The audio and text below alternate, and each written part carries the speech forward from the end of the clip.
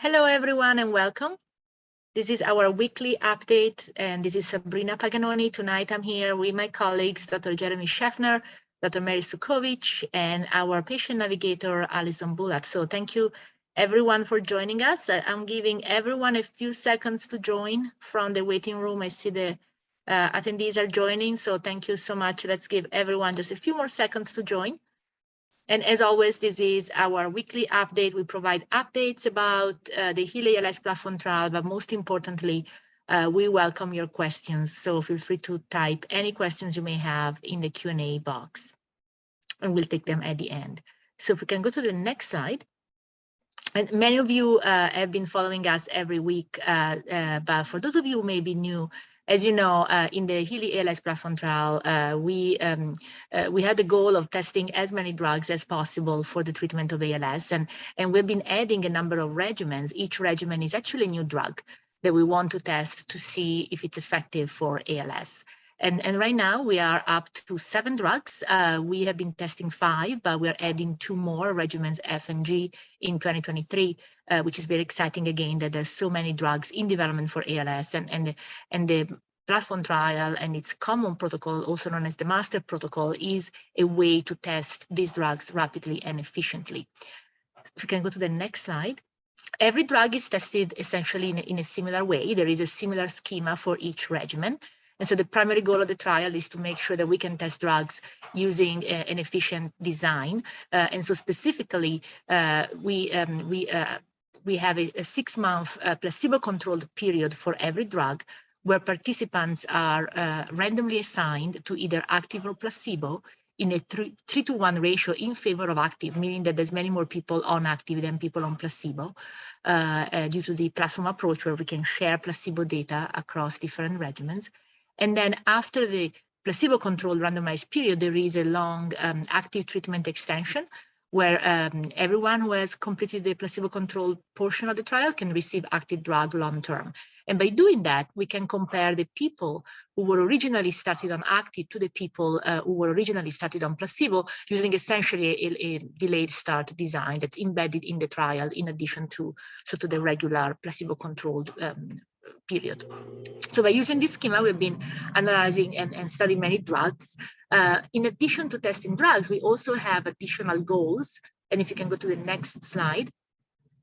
And an additional goal really is to advance science and learn more about ALS, because certainly in addition to testing drugs rapidly and efficiently, we realize that we need to learn more about ALS, about how to better target the disease. And for that, we're analyzing and developing new biomarkers and outcome measures. And so tonight, it's really a pleasure to have with us as a guest speaker, Dr. Shefner, who is really an expert, a leading expert in biomarkers and outcomes for ALS. So maybe I'll give this to you, I'll turn it over to you, Dr. Shefner, for a few thoughts about the importance of biomarkers in our trial and in ALS research in general. Sure, Sabrina, thanks. And hi, everybody. Well, first, I think it's important to realize that in many ways, we're pretty good at sort of assessing how people with ALS are doing over time. And we have a lot of good tools. We measure strength, we measure breathing, we measure function with the ALSFRS, and we're going to be looking at a new functional measure in future regimens as well. But what we have not been good at is measuring things that really tell us about the biology of the disease and help us decide, which drugs are impacting what kinds of processes, even when they work. And so for that reason, and also just for the general topic of understanding ALS better, measuring biomarkers of a variety of kinds are really critical. Genetic biomarkers are incredibly important. As many of you know, that there are now probably 38 or 9 different genes that have been shown to be either directly or indirectly causative for ALS, but there are almost certainly going to be different gene combinations or different genes identified that change the risk of ALS or change the character of ALS if people do contract the disease. And so learning about that's going to be really important in the future. Neurofilament is it's a protein that exists in nerve cells, and in particular in the nerve fibers as well as the cell bodies. And it is released both into the cerebrospinal fluid and into the blood when those cells are damaged or killed. And so it's emerging really as a potentially really important marker for activity of drugs should they preserve nerve cells in ALS. And so there's been evidence of that in the antisense trial conducted by Biogen for antisense to SOD1. It's been shown to be impacted in a variety of other drug trials in ALS and in other diseases that cause cell death in the nervous system, such as multiple sclerosis or Alzheimer's. And so it's possible that we might be able to group patients by their neurofilament levels when studies start, and therefore actually be able to conduct more efficient trials using neurofilament, either as an outcome measure or as a way of segregating participants.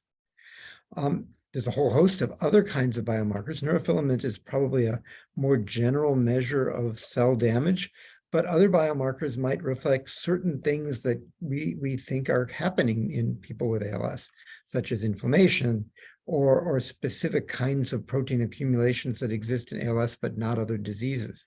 And so we can measure a bunch of these pretty easily in blood, in urine. Those are fluids that are pretty easy to get. But cerebrospinal fluid is more effortful, specifically for participants, because they have to undergo a lumbar puncture, but also for people participating in the trial as site investigators and coordinators and other study staff. But lumbar punctures, when done by expert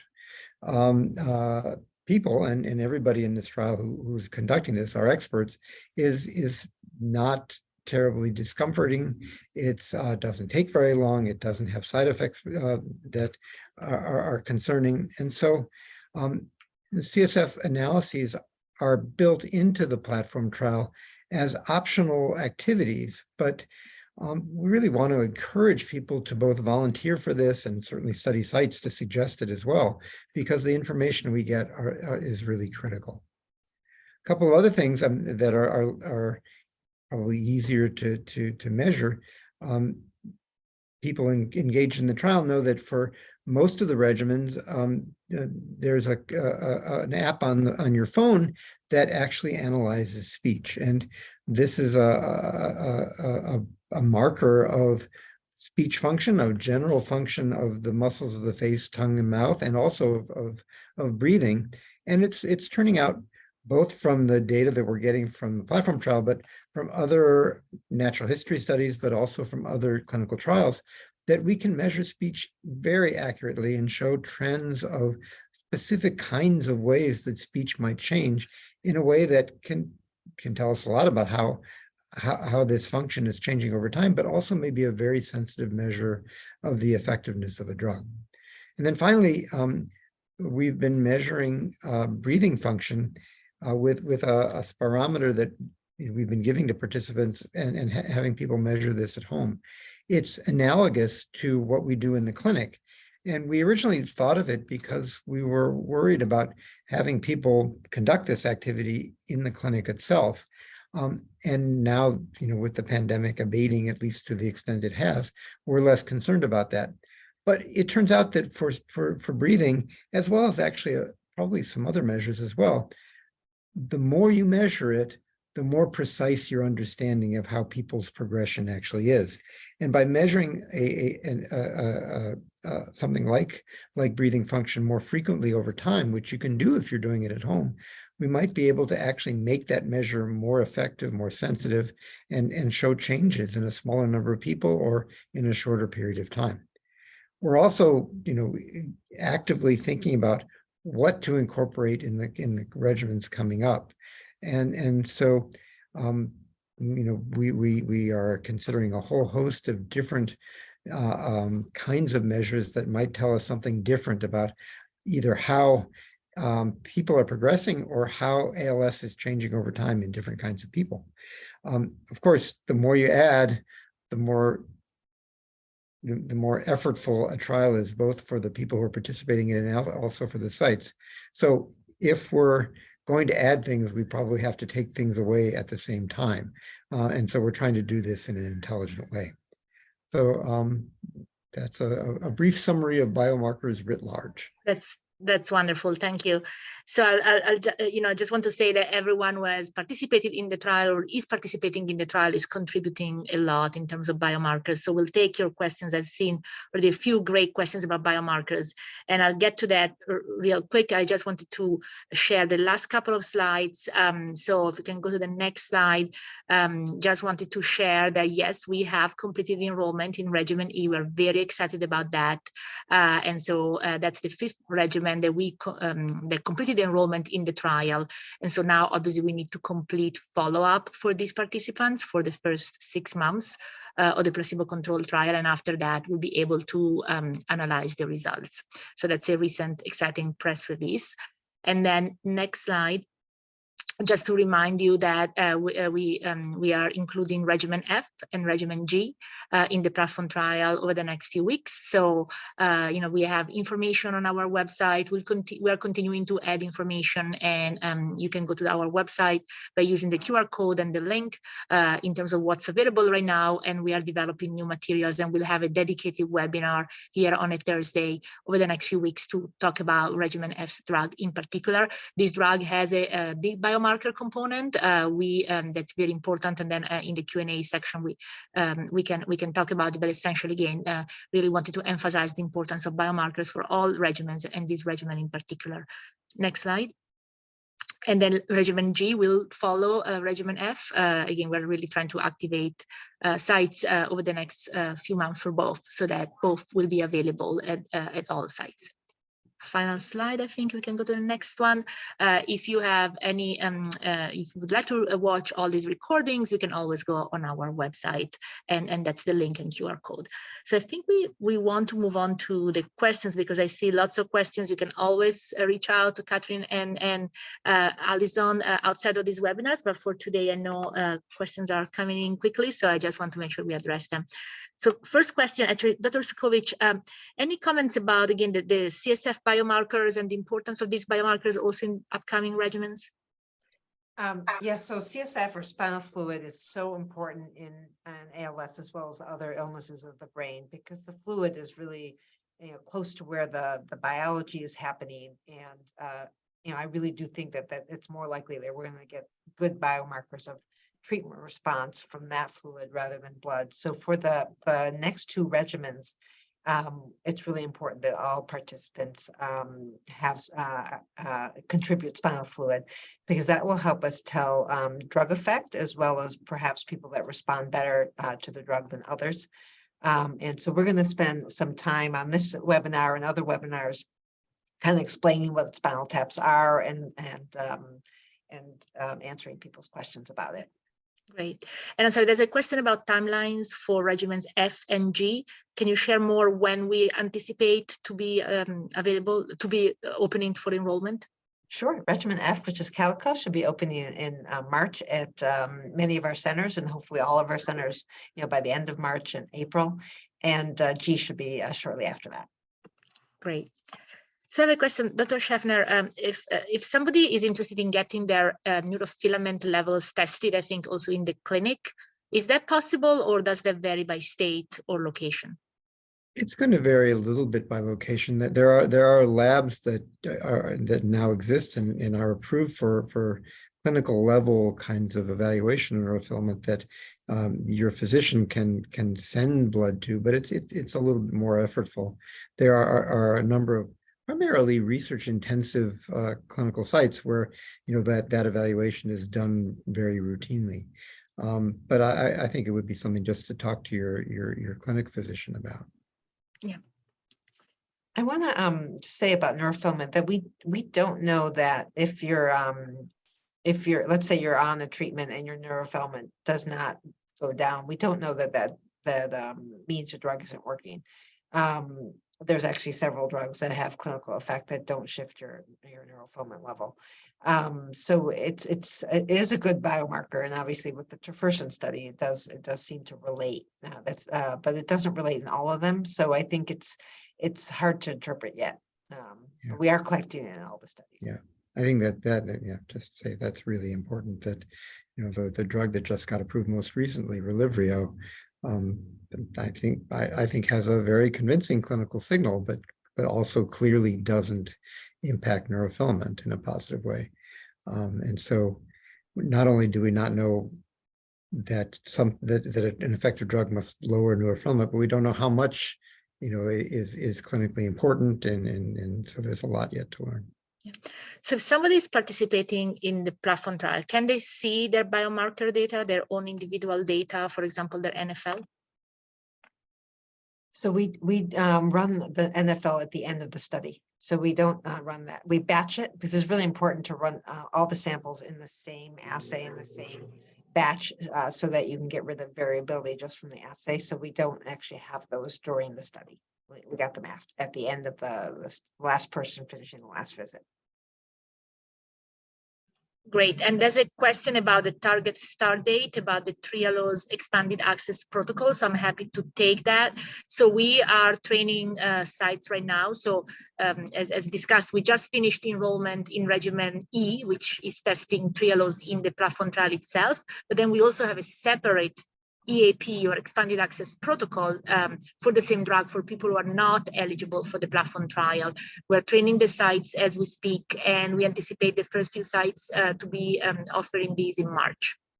And then obviously sites will join as they become trained and activated.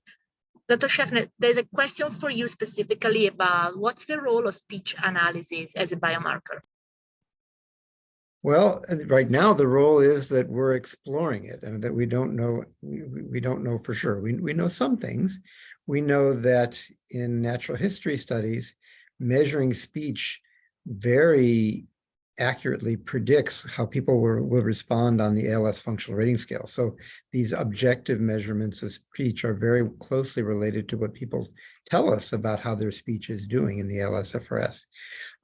But the analysis does much more than that. It looks at different kinds of things that can go wrong in speech. So it looks at speaking rate. It looks at how clearly consonants are performed, are articulated. It looks at how you can tell the difference between different vowel sounds, how intonation changes. And so we think we're going to learn a lot more from these objective measures than we actually can from a single question in the ALSFRS saying, how is your speech doing?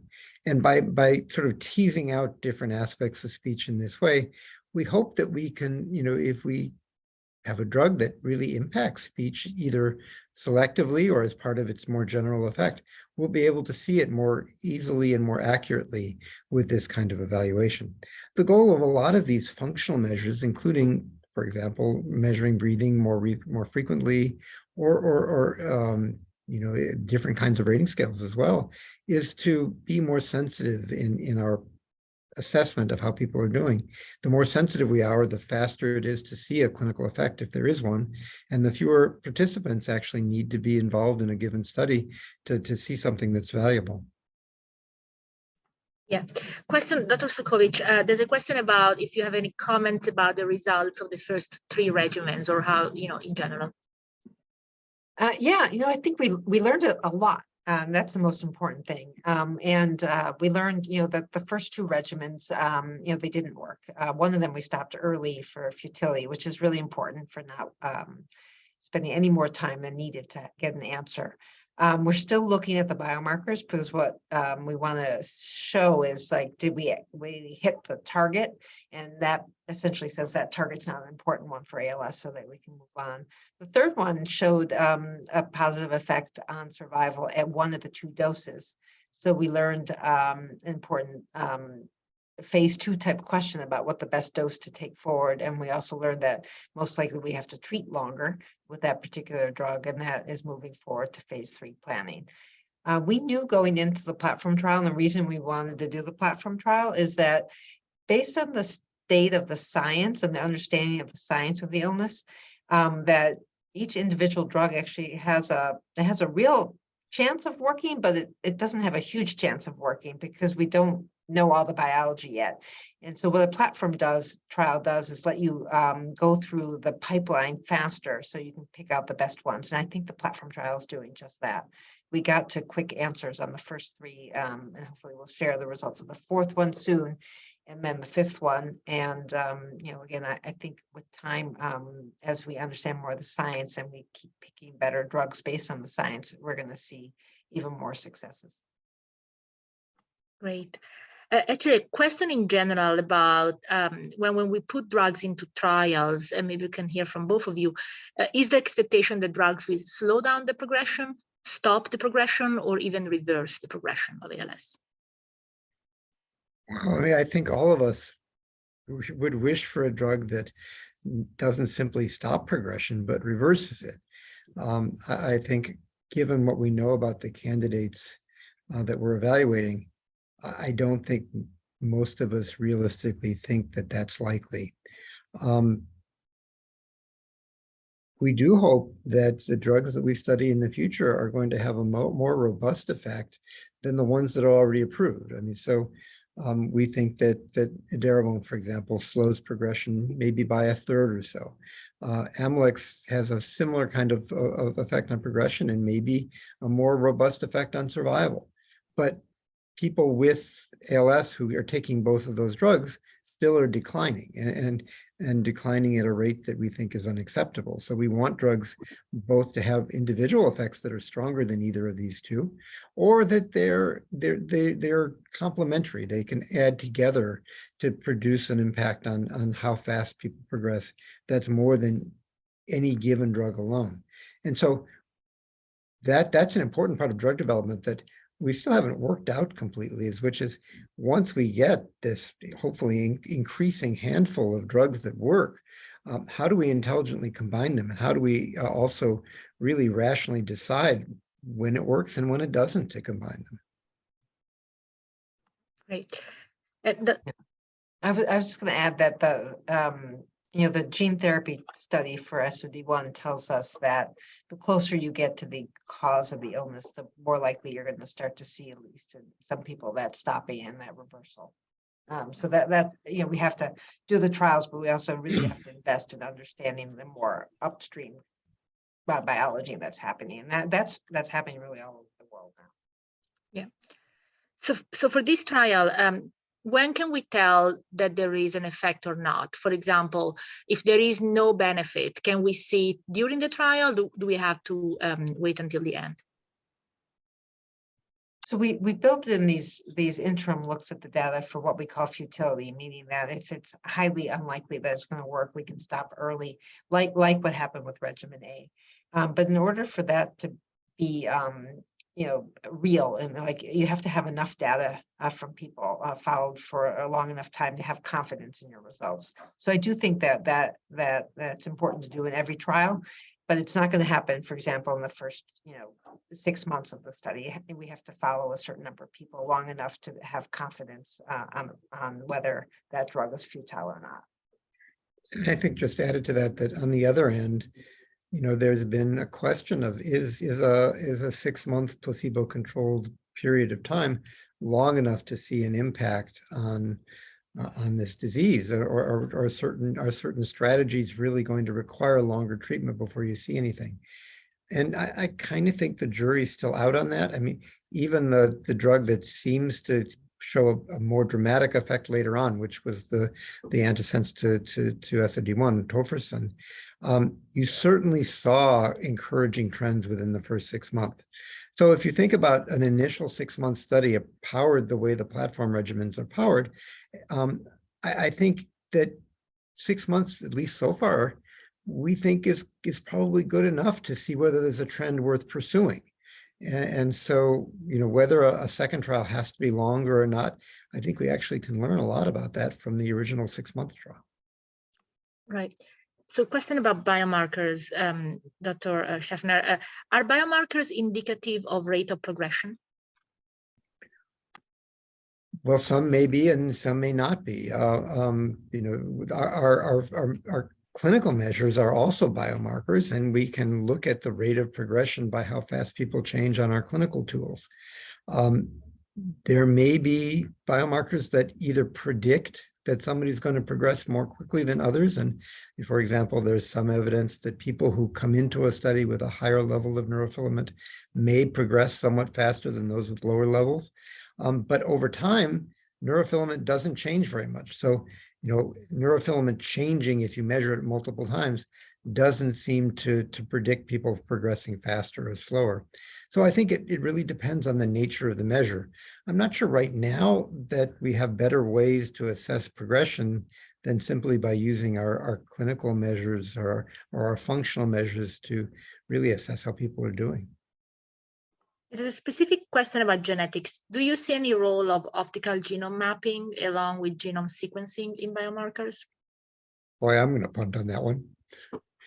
I'm going to punt too. I actually don't know what the optical genome sequencing is, but we know who to ask, so we can ask our colleagues on that. But we do have whole genome sequencing on every participant in the platform trial, and we are just figuring out how to get that massive amount of data transferred to us so we can analyze it. Yeah, my limited understanding is that it's basically related to kind of large changes, large like deletions or structural variations.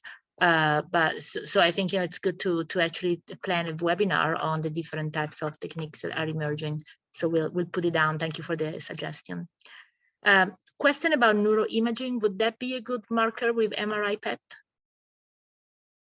I think I think MRI and PET studies have not shown in ALS the kind of value that we see in maybe other neurological illnesses like multiple sclerosis. So they might be useful for earlier phase studies. Like, for example, if your drug targets something you can measure with a PET scan or an MRI, you could do that in your phase 1 or 2A studies.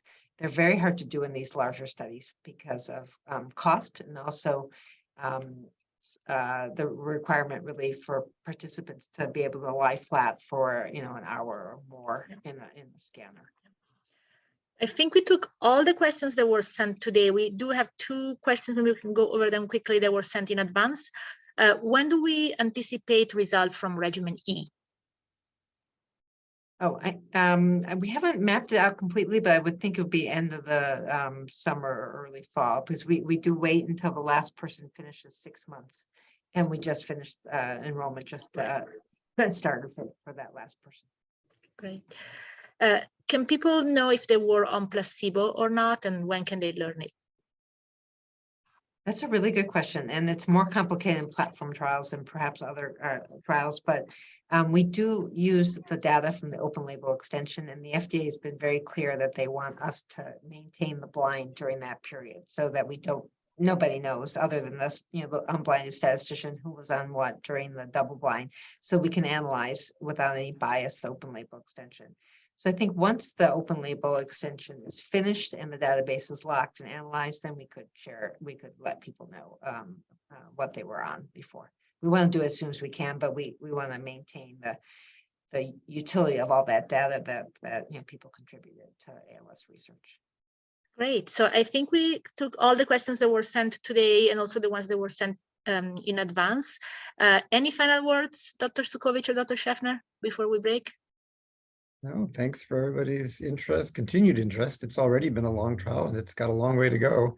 And it's great to see people continuing to be involved. Great. Thank you. Thank you We're so very much. excited about starting F and G and finishing E. So thank you for coming here every week. Thank you. Thank you so much.